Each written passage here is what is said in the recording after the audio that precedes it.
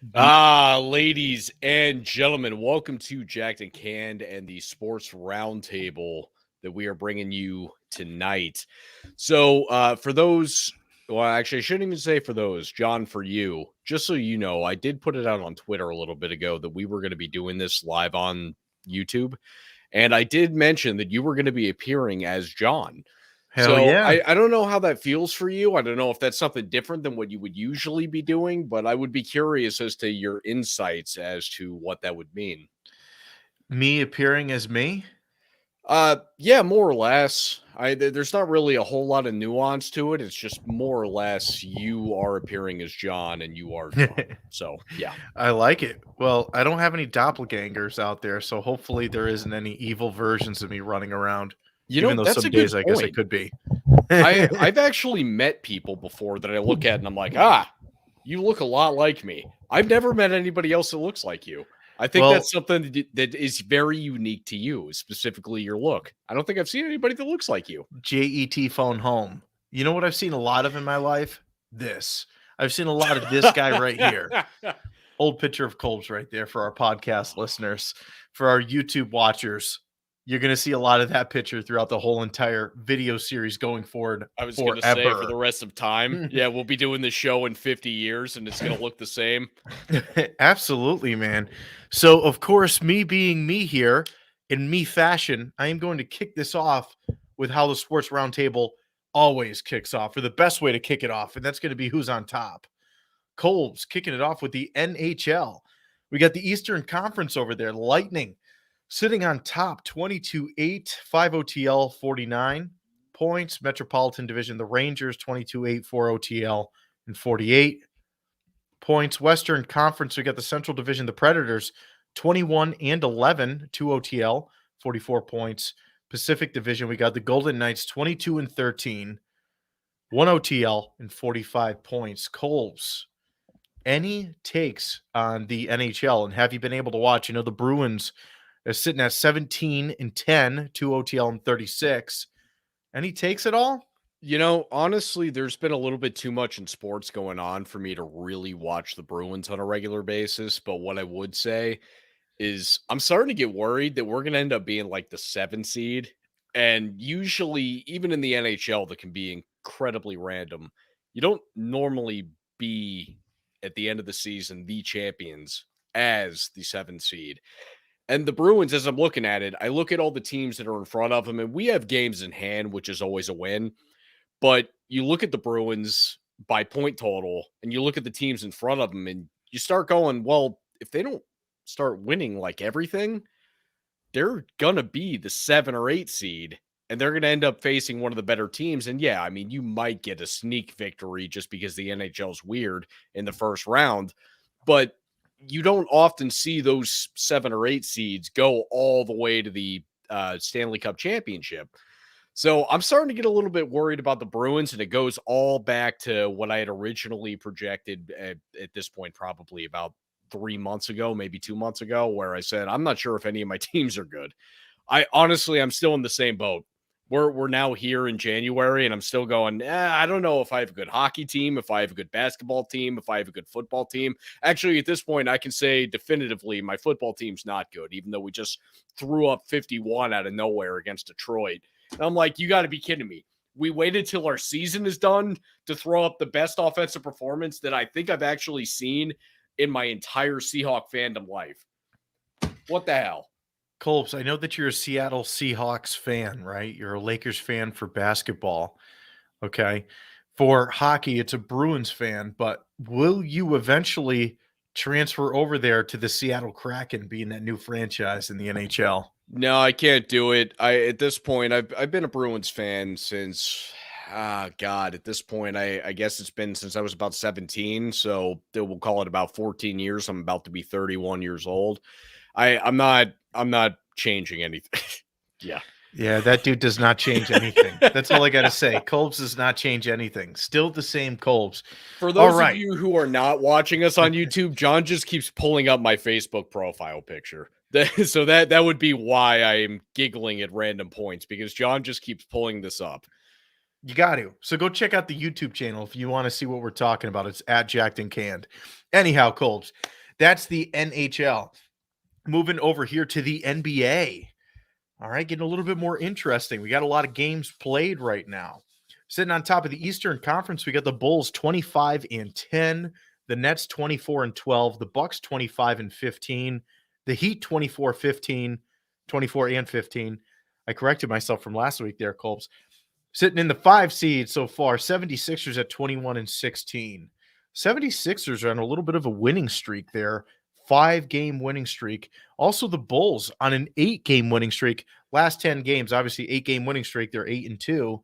But what the hell? The Bulls, No, is I've that heard a recent arguments made that DeMar DeRozan could be the MVP of the league. And he's, oddly in a league that now just shoots the 3-point shot. Nobody has any credibility in this league if you do not shoot the three and shoot it well. DeMar DeRozan takes like 1 3 a game.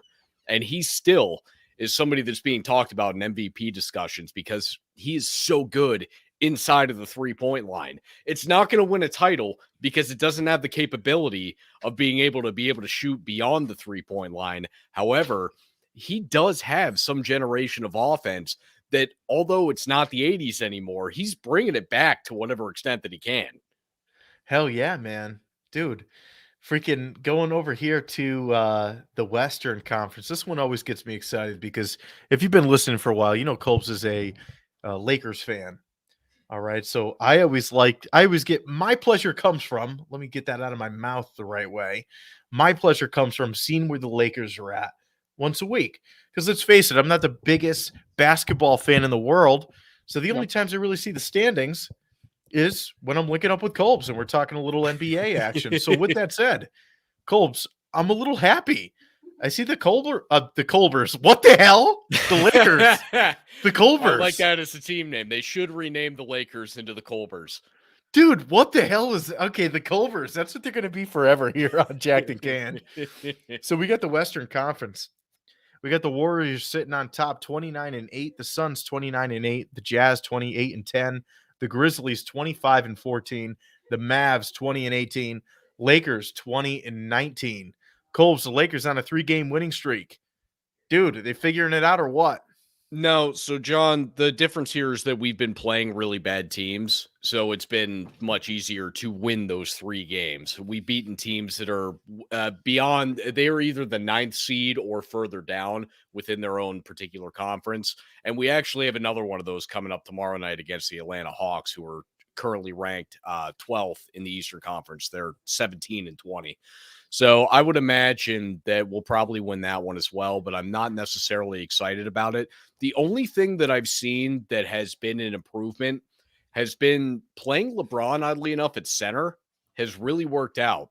Because when LeBron's playing center, you wouldn't think with his skill set that that would work. But considering what Russell Westbrook does by being the guy that has to have the ball in his hands, that gives LeBron an opportunity to move off the ball. And granted, a lot of the times the ball still just ends up in LeBron's hands, which is fine, well, and good, especially when he's down low in the post, but playing a position that should be down low in the post. So that has worked out. But again, this has been against poor teams. So they had a game against Portland the other night where LeBron ended up putting up 43. I think he had a triple double in the game. And not that I think those are as credible as a lot of people make them out to be. But LeBron had a phenomenal game, and it's been at the 5 spot. So he's been sitting there playing the center position and doing it better than almost anybody else in the NBA. And actually, the question that I would have is LeBron also the best center in the NBA when he plays center? Because I think the answer is yes, even though size-wise, he doesn't necessarily match up to those of like a Karl Anthony Towns, but they're still winning the games against some of those guys. So I think that there might be something to that, although I don't think that once you have your Dwight Howards and your Anthony Davises back on the roster and the lineup, I don't think that you can play LeBron at the 5 because then what are they going to do? But in all seriousness, I think this has worked out pretty well, and I do see some light, but for the most part, I just see that we beat some bad teams, and I got to see us beat. We got a game against Memphis in a few days. It'll be the game after tomorrow night, and that would be a better marker for me if what we're doing is actually working versus if this is just working against the poor teams in the league, because we just beat the Kings by, I think we won the game by like 8 or 9 points, but it was very close up until the last maybe minute and a half of the game. Hell yeah. Shout out real quick to our YouTube watchers. Hello out there. Colbs and John from Jacked and Canned. We appreciate you. Yes. Yes. Breaking down the tape has figured out a way in here. Woo! John, you want to So, keep going with who's on top, diving into the NFL? Colbs, NFL standings, my friend. We have the AFC East. We got the Bills on top, sitting at 10-6. Pats 10-6. The Dolphins 8-8. The Jets 4-12. Shout out Zach, Hector, whoever it is watching right now, breaking down the tape. Our boys from over there, they've been on the pod plenty of times. We know them. We got to give them some love too. At breaking down the tape, they're Yes, both our Jets fans, boys. so we're Jets fans. That's enough Yeah. said. Oh, yeah, the greatest organization of all time, just for any of the audience that's uninitiated. You have to realize that it is the New York Jets. Everything from that singular finger wagging from a particular Broadway Joe Namath, they're on throughout history. You have not seen a better franchise than the New York Jets. I don't want to hear about the win-loss totals. There is nothing better in fandom than simply what it is that the New York Jets bring on every NFL Sunday every week. Hell yeah. With that said, man, 4-12, but they're getting there. They're getting there. It's different. AFC West, the Chiefs 11-5, Chargers 9-7, Raiders 9-7, Broncos 7-9, AFC North, the Bengals 10-6, Steelers 8-7, and One. the Ravens 8-8, Browns 7-9, AFC South, the Titans 11-5, Colts 9-7, Texans 4-12, the Jags 2-14. What the frig, man?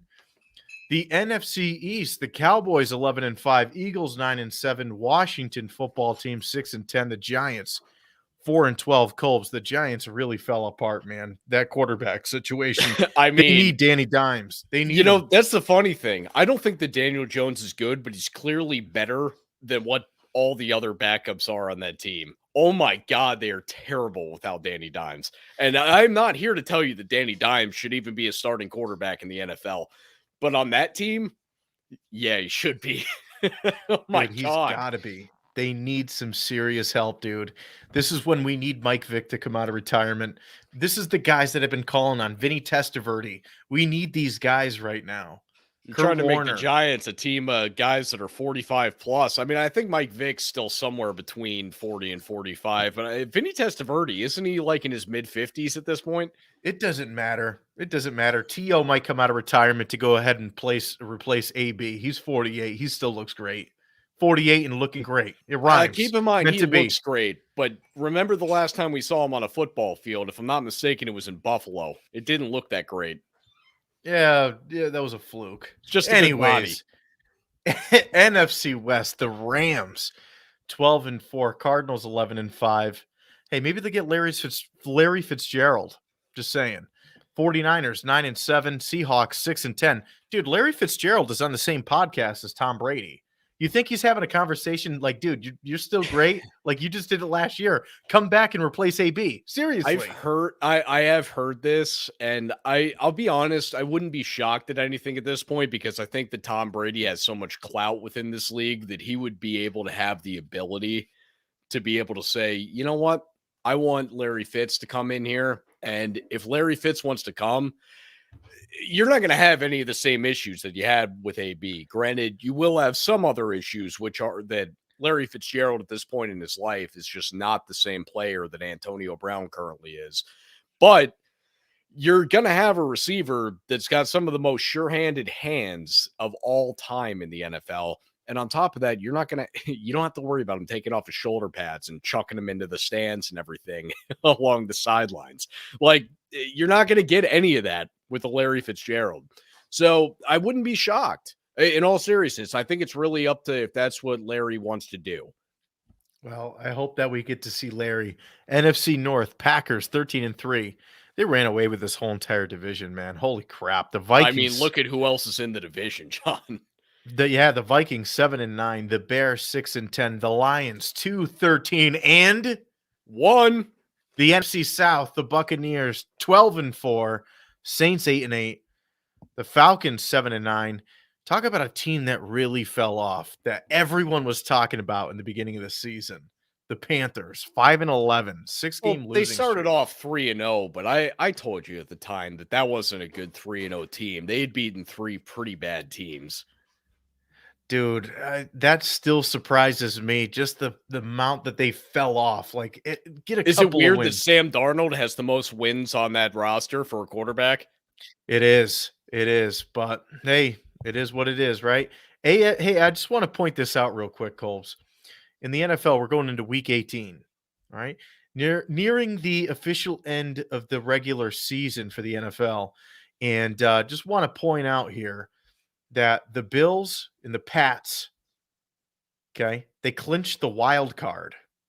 No one officially clinched the division Well, they have the there same just yet. record, John. So if one wins and then the other one loses, that would then define the Correct. division So winner. right now, going in, they clinched the wild card is how it's sitting currently. AFC West, the Chiefs clinched the division. AFC South, the Titans clinched the division.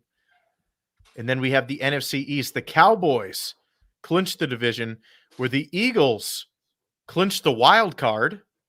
We got the NFC West, the Rams clinching a wild card, also with the Cardinals. And we have the NFC North, the Packers clinched their conference, and the NFC South, the Buccaneers clinched the division. So is that it for who's on top? That's it, my friend. All right. Are we ready to dive into the weekly power rankings, John? Let's do it. Number 10 for the power AB all rankings day. brought to you by Kolb's. Number 10 is the Tennessee Titans at 11-5. They're getting healthier. Derrick Henry has been cleared to go back, as well as, I believe, Julio Jones. So we're going to see what happens with that team as we dive into week 18 here. And granted, I would imagine that they're going to give Derrick Henry, God, hopefully, some type of limited load, because it would be incredible to give this guy on his first week back another 33 carries to put him out for next season too. So I'm really hoping that Tennessee treats this the right way. It seems that backup guy that they got there, Foreman, and I never remember his first name, but it really seems like he's been able to carry the load, at least in the meantime. And I hope that they more so rely on him than they do on just throwing Derrick Henry right back out there. But I think that we do see the Tennessee is one of the top 10 teams going into this last week. Number 9, the New England Patriots, obviously mostly driven by defense. Mac Jones has been pretty solid. Dante, yes. Thank you. I assume Zach from breaking down the tape in the comment section here, allowing me to know the first name. So, when we talk about New England, we're talking about a team that, as I've said all season, is limited. So is Tennessee. But at this point, I mean, I at least have now seen New England throw up over 40 points a couple of times. I don't see that from Tennessee. They don't do that. And granted, with Derrick Henry coming back, we might see some really fun stuff. But I don't see what they can do to be what New England can do. So New England currently sits at number 9. Number 8 is Buffalo, who, again, for like the 80th time this year, they are the best and worst football team in the NFL. We're going to see what this does come playoff time. And honestly, I don't see any reason that Buffalo won't win this division. And they're going to go into the playoffs with just a little bit of annoyance to other teams, but don't be shocked if Buffalo does make some type of real legitimate run in the playoffs, just depending on how they feel on any particular day. And they could get bounced in round 1. I never know. If Jacksonville was in the first round, they might lose it. I have no clue. Number 7, John, your Dallas Cowboys. So I know that it didn't look great last week. And John, we'll talk about this more on the regular episode, but your Sunday had to have been all sorts of ups and downs last week. And again, we Oh, won't necessarily bring up anything here, but that loss to Arizona, I know, was a tough one. But again, they lost to Arizona, who is not a bad team, and they had lost 3 straight games. I almost hated myself for picking Dallas last week because I'm like, there's no way Arizona, who's been this good all year, is going to come back and then lose again. Like, but I kept doing it. I kept telling myself, no, Dallas, they just put up 56. They're going to end up winning this game. Point of it being Dallas, number 7. Number 6, Cincinnati. Holy shit, what happened to that offense? Wow. Like, all of a sudden, they just out Kansas City. We haven't seen that. In the whole career of Patrick Mahomes, we have not seen anybody just do better than what Patrick Mahomes and the Kansas City Chiefs offense has done. And all of a sudden, Cincinnati comes out here and Joe Burrow says, you know what? I can do that too. And he does it better. Granted, yes, one game, and I am not suggesting that Joe Burrow is better than Patrick Mahomes. I do not believe that. I do not believe that. But for one game, he did it. And now we go into these playoffs and we say, you know what? Cincinnati, that's a real threat. And again, the AFC is one of these total toss-up division or conferences, rather. Granted, there's only two of them, but you don't know who's coming out of the AFC. In all seriousness, I don't think that this is a foregone conclusion by any means. I could see a numerous amount of teams making their way in there, Cincinnati being one of them. Number 5, John, the Arizona Cardinals. I still don't trust it.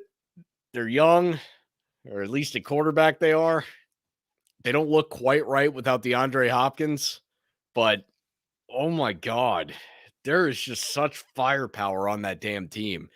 And granted, there was a lot in that Dallas game that made me think that potentially Dallas should have been the winners of that game. However, I can't help but think to myself, Arizona, they've just stayed in there for what now is their downtime. If they get hot again, they're one of those teams that you have to really worry about. I think that they're just as competitive. Honestly, the NFC, I think there's 5 teams that could win the NFC, and it's not like the AFC where it would be at random. It's just 5 very good teams on a consistent basis, Arizona being the 5th. Number 4, the Los Angeles Rams. So, John, obviously, Cooper Kupp, depending on how this weekend goes, might be the leading receiver of all time in a singular season for receiving yards, beating Calvin Johnson in that regard. I think the Rams are one of these teams that you have to look at and just say, you know what, they have all the pieces they need. Sometimes Matt Stafford looks like somebody that you don't want as a quarterback. And then there's weeks that he looks like one of the best quarterbacks in the NFL. And it's hard to do. It's hard to do the calculations on what exactly Matt Stafford is. However, I think that you're going to get more consistency with somebody like a Matt Stafford than you will with a Kyler Murray, who's very young in his NFL career. So I would right now place the Los Angeles Rams with a more experienced roster and some of the ultimate stars of the league above that of an Arizona that is young at some of the most important positions in the NFL. Number 3, John, Brady and the boys, the Tampa Bay Bucks. Who needs Antonio Brown? Who needs Chris Godwin? You got a Mike Evans that'll be coming back. You got a Gronk. You got a Leonard Fournette. You're probably going to end up with a Larry Fitzgerald in about a week. You're going to be fine. You got Brady. I don't want to hear it. I don't want to hear anybody telling me that they doubt the Bucs. It's Tom Brady. Anybody that's told me over the last 20 years they doubt Tom Brady, you know what? You've been wrong. So Tampa Bay is still sitting here at number 3. And honestly, I fear myself for putting him at number 3. Number 2, the Green Bay Packers, because Aaron Rodgers is pissed. Number 1, the Kansas City Chiefs. I don't care that they just lost last week. They're still better than you. They figured out defense, and just wait until the playoffs start and they're down 28-0. All of a sudden, you're going to see something incredible out of that offense. I don't want to hear anything about Kansas City not being the best team in football right now. We can move on from that. John, we're going to go over the picks from last week, buddy. You ready? Dude, let's do it, man. I'm so curious if I beat you. It was the week of redemption, possibly for Kolbs. I don't know. It's the week of redemption for T.O. Terrell Owens. Yeah, Zach. He's going to come back. T.O. making a comeback for sure, dude. Who's Joe Burrow? Who's Jamar Chase? I'm talking about T.O. You know who else I like? I like this guy right here. Jesus Christ. Young Kolbs. You get him out there, fullback in the NFL field. Young Kolbs. You got me playing fullback. I'm 5'4" and I weigh 162 pounds, John. Exactly. Fullback is a perfect. Yeah, let me just go ahead and run in there straight into guys that are a foot taller than me and outweigh me by at least 100 pounds. Listen, you know what? Time for picks of the week. All right. Picks for the so, week. John, last week, how we did. I'll start with myself as always for how I just did across the board. I went 13-3 on win-loss. Still keeps me down 4 games in my pick'em league, which pisses me off. But I went 13-3, which puts me at 164, 91, and 1 for the season. For spreads, I went 11-5, which puts me at 137, 117, and 2. I went 6-10 on the over-unders. That put me at 135, 120, and 1.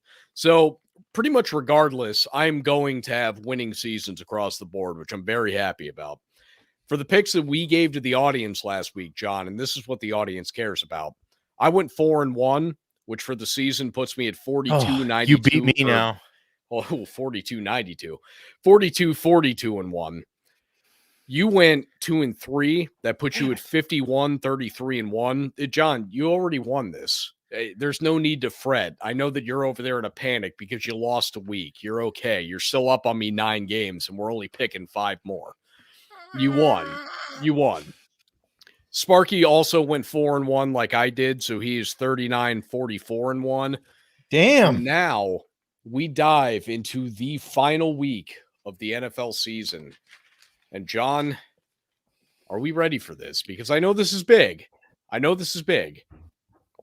Let's do it. All right. Game 1. We got Cincinnati at Cleveland, and this was a steal for me because I caught this game when it was Cincinnati minus 2.5. What ended up happening is Cincinnati later in the week announced that they will be benching their starters.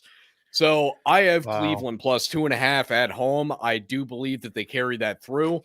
I have no doubt in my mind that Cleveland will be able to beat whatever the backups are in Cincinnati, because Cincinnati, with their backups last year when Joe Burrow went down, they ended up being, I believe, 4-12. John, I have Cleveland. Who do you have? Cleveland. All right. And who's Sparky the Coin got? Heads. All right. That is Cincinnati. So Sparky is trying to, I guess, just do the opposite now. So, John, game 2, we have Dallas at Philadelphia. Dallas is minus 4.5. And Philadelphia has actually already clinched their playoff spot. They don't necessarily need this game. Dallas is still fighting for playoff position, and Dallas has said that they will be playing their starters regardless. Oddly enough, the coach for the Philadelphia Eagles has said that he may very well not play his starters. He hasn't decided yet if he's playing them or not. So, although you might say Philadelphia needs this game more, truthfully, they don't, because it doesn't really matter to them at this point. Dallas actually has something to play for, so I think Dallas wins this game handily. John, what do you have? Lowercase d for Dallas. Well, I put a cap. Does that look like a D? Yeah, it looks enough like a D. I mean, from my angle, it looks like a B. Oh, damn it. Yeah. Dallas. Yeah, what Sparky got? Sparky's thinking tails. All right, Philadelphia. So again, Sparky's just trying to be an a-hole. That's okay. We're used to that. Game 3, we have Pittsburgh at Baltimore. It does not appear that Lamar Jackson will be playing. Pittsburgh, no matter what.